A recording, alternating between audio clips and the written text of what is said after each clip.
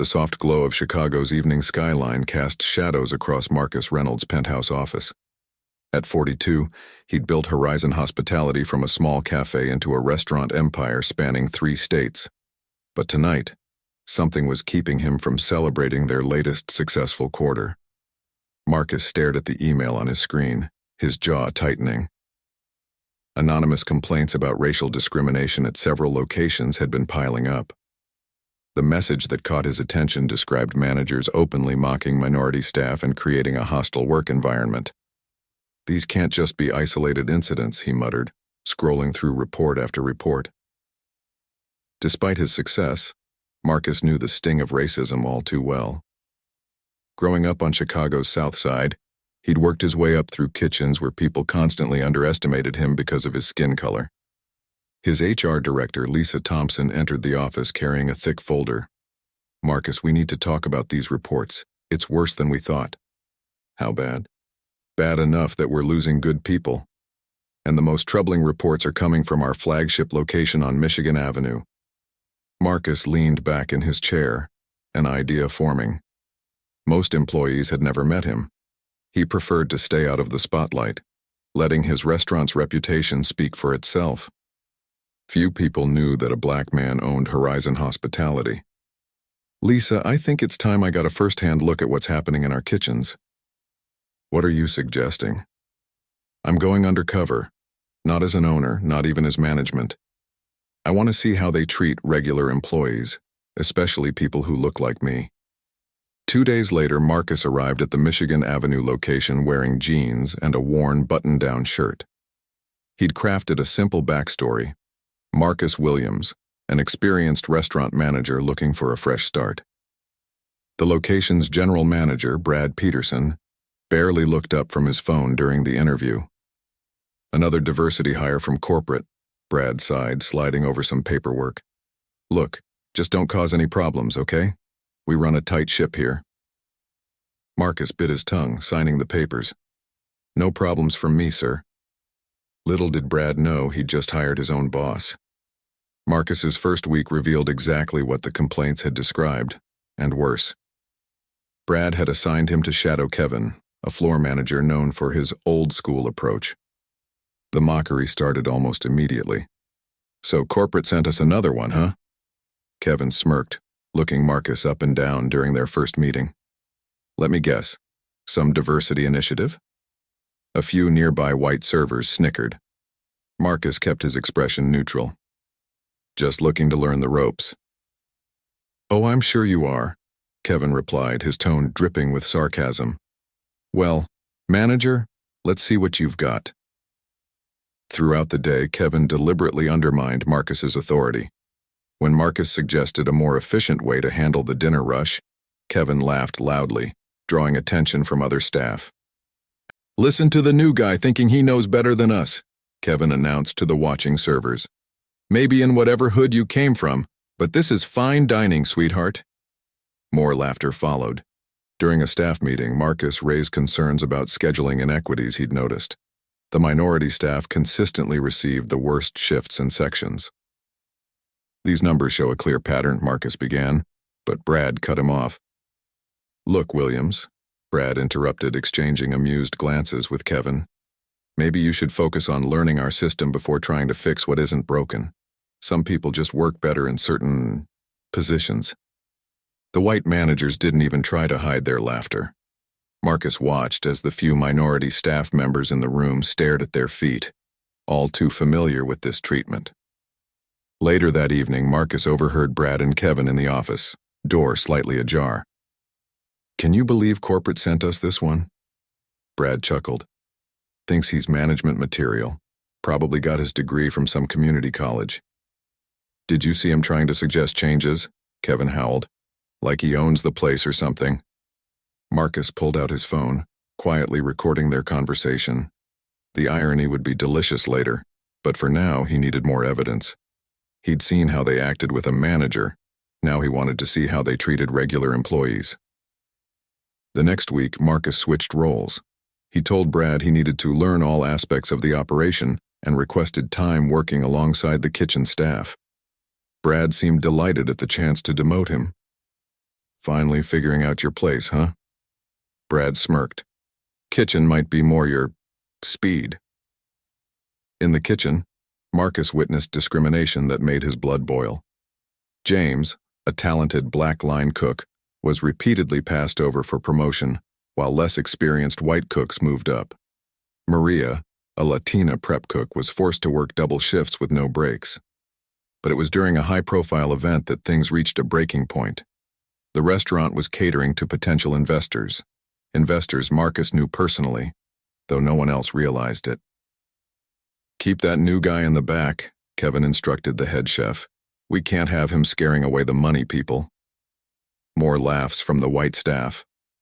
Marcus worked diligently, watching as James masterfully handled the complex dinner orders. When one of the white cooks made a serious plating mistake, Kevin immediately blamed James. This is what happens when we let certain people handle important orders, Kevin shouted, as Brad nodded in agreement. Then one of the investors, a close friend of Marcus's, walked into the kitchen. His eyes widened upon seeing Marcus in a kitchen uniform. Before he could speak, Marcus gave him a subtle headshake. The investor, understanding immediately, played along. Everything okay back here? He asked casually. Just dealing with some staff issues, Brad replied smoothly. Nothing to worry about. After the investor left, Kevin turned to Marcus. Lucky you were hidden in the back. Last thing we need is people thinking this place is run by... He caught himself, but his meaning was clear. Marcus noticed James's hands trembling with suppressed rage as he continued working. It was time.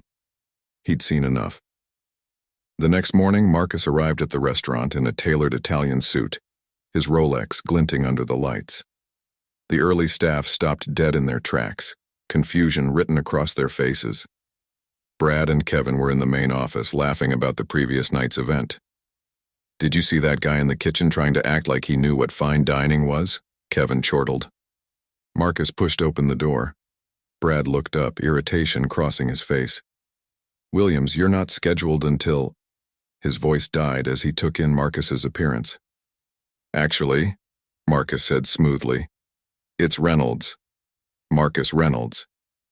He paused, savoring the moment.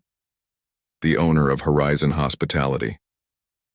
The color drained from both men's faces. Kevin's coffee cup slipped from his hand, shattering on the floor.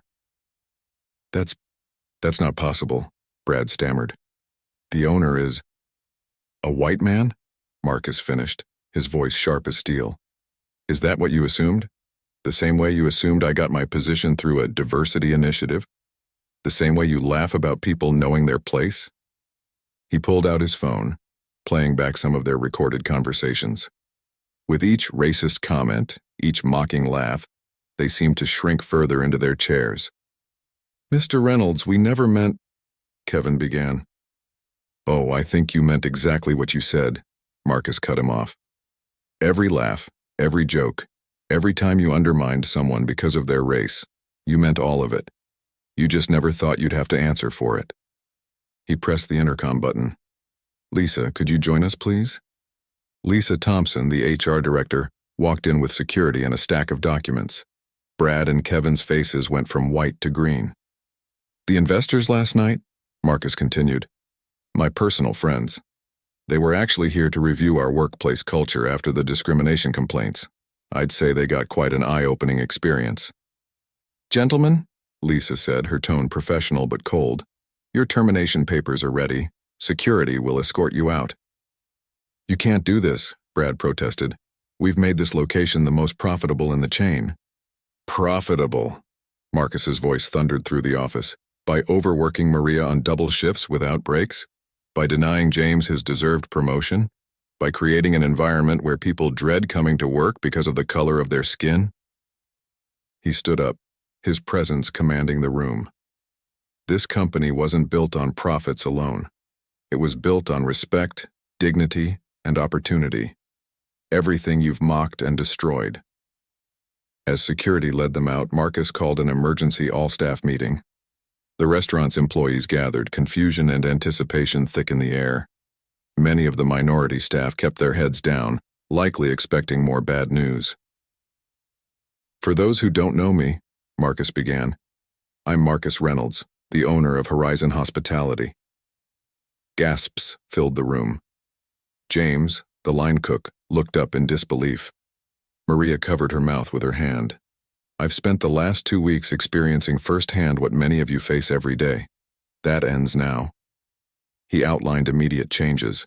James would be promoted to head chef, Maria would receive back pay for all her unpaid overtime, and a new management team would be installed. "But most importantly," Marcus continued, "we're implementing a zero-tolerance policy for discrimination. Anyone who thinks race determines someone's worth has no place in this company." 3 months later, the Michigan Avenue location had transformed. Under James's leadership, the kitchen flourished. Employee turnover dropped to near zero. The new management team, led by people chosen for their skill and character rather than their race, created an atmosphere of respect and collaboration. During a staff celebration dinner, James approached Marcus. "You know, when you were in the kitchen with us, watching everything happen, how did you stay so calm?" Marcus smiled. "Because I knew change was coming. Sometimes you have to let people show exactly who they are before you can show them exactly who you are." The story of Marcus Reynolds and Horizon Hospitality spread throughout Chicago's restaurant industry, a powerful reminder that karma has a way of serving justice, sometimes right at your own restaurant's back door. "You never know," Marcus would later say in a business magazine interview. "The person you're mocking today might just turn out to be the person signing your checks tomorrow." The Michigan Avenue location became a model for workplace equality, and Marcus made sure every new manager heard the story of how their prejudice and laughter turned into their ultimate downfall. As Marcus often reminded his staff, success isn't just about the food we serve. It's about the dignity we preserve, the respect we share, and the opportunities we create. That's the true recipe for excellence.